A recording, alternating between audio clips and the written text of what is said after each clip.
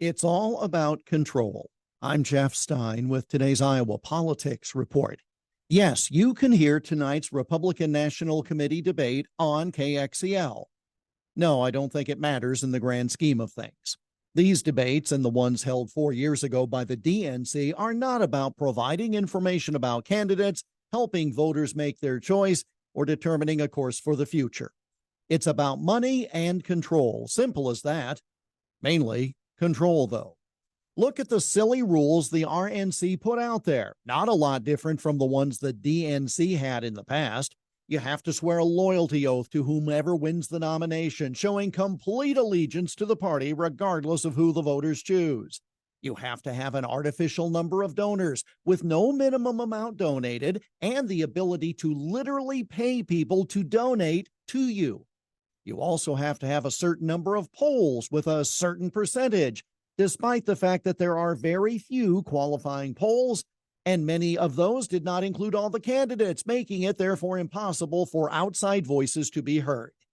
And that is the key part. Those in charge want to stay in charge by putting up candidates who will then owe them loyalty and continued power. Oh, and if you dare stray from the mantra and participate in a non-RNC sanctioned debate, you're barred from participating in future debates.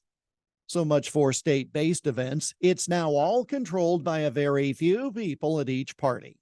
And note the problem.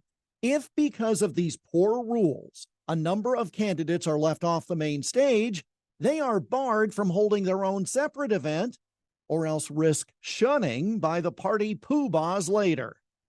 The RNC should admit that their rules are dumb and did not work, and simply allow the others who were close to show up. Who cares if there's 14 of them on the stage? Just extend the length of the program or hold two separate events, one after the other. But instead, the RNC is doubling down, refusing to allow candidates or surrogates of candidates who are not on the stage to even be on site in the spin room. They also are limiting how much of the material non-Fox affiliates can use, and on and on. Ironic that the party of less government is the one with the most arcane and most ridiculous rules. But that's what hunger for continued power gets you, and it's the one thing Republicans and Democrats can agree on: their insatiable thirst for power. And that's the Iowa Politics Report for Wednesday, August 23 on Twitter, Instagram, Getter, Threads, and Truth Social at Iowa Politics. I'm Jeff Stein on News Talk 1540 KXEL.